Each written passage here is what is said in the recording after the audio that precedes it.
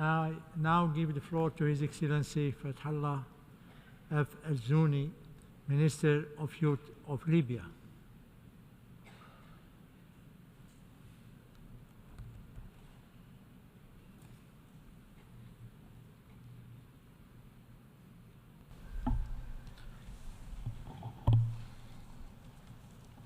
السيد الرئيس السيدات والسادة. President, ladies and gentlemen,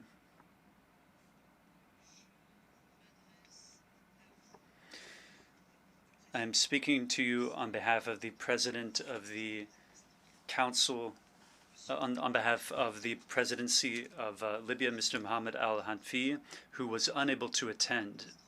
This is due to the disaster that Libya is currently undergoing. In the name of God, the compassionate, the merciful. Excellencies, Your Excellency Dennis Francis, President of the General Assembly, ladies and gentlemen, I wish to begin by expressing my condolences to the people of Libya.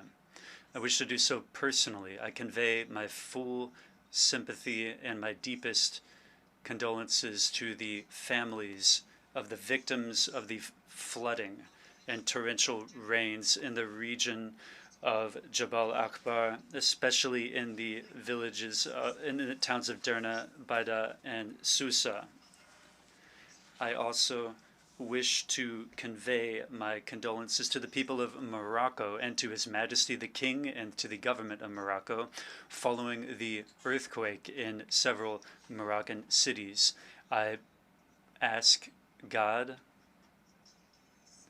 to speed the recovery of the injured, God who is omnipotent. Ladies and gentlemen, I am speaking to you, conveying the voice of Libya. Libya, which is in the throes of a disastrous tragedy. I'm speaking on behalf of the Libyan people with heavy hearts, weighed down with sadness. And on the 10th of September, the Libyans and the entire world saw a terrible spectacle. This was a disaster that hit the city of Derna, and it struck us, especially after the tragedy that befell the villages in the east of the country. This is a tragedy that claimed thousands of lives in this city, in this region. People are still missing or dead. The costs will run into the millions, and the torrential rains carried away a quarter of the city. The government has gone, the national government, the National Unity Government has gone to great effort, so has the army, so has the entire country, to cope with this disaster, to evacuate the people, to extract those who are still covered up by the rubble, to bury the dead, to address the health situation in the city. The scale of the disaster has fully surpassed all local capacity. I want to briefly address the kindred countries and the friendly countries that have provided their assistance. I wish to convey my gratitude to those countries who have sent us rescue teams, who have provided us with medical and logistical assistance. I therefore thank everyone who responded to our call among the kindred and friendly countries. I thank all of the heads of state, those that conveyed their condolences to us. Speaking from this high rostrum, I call upon the world to live up to its responsibility to Libya in order to help cope with the aftermath of this disaster. In particular, to take the necessary health measures to protect the survivors in the city of Derna and the adjoining cities in order to avert a health disasters that experts are warning about.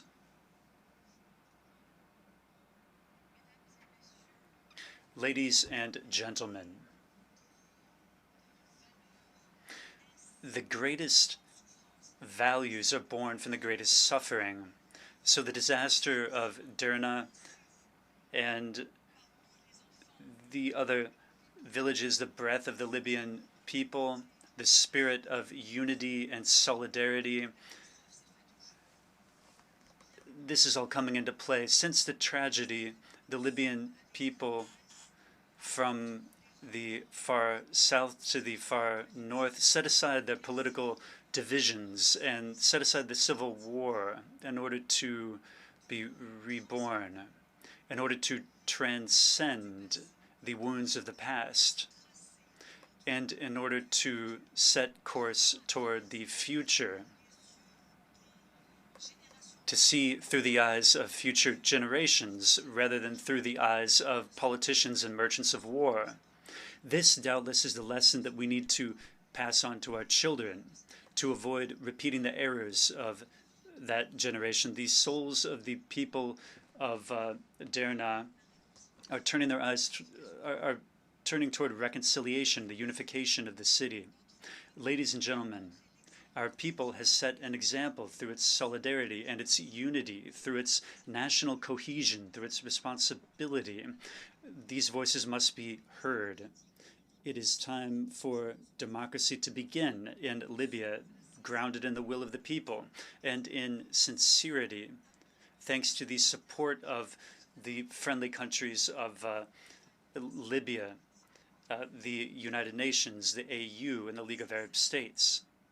It is therefore necessary to carry out elections to ensure unified authority, free elections with the logistical support that is needed. In conclusion, Libya doesn't need any more weapons so we can kill each other. All of the hotbeds of tension, all of the sites of conflict that were spurred on by adverse conditions, all of this has been carried away by the torrents of Jabal Akbar, and a new era has been born.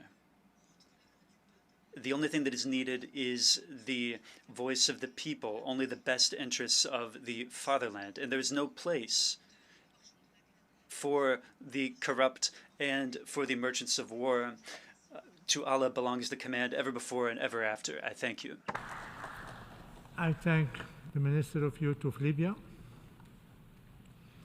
We have heard the last speaker in the general debate for this meeting.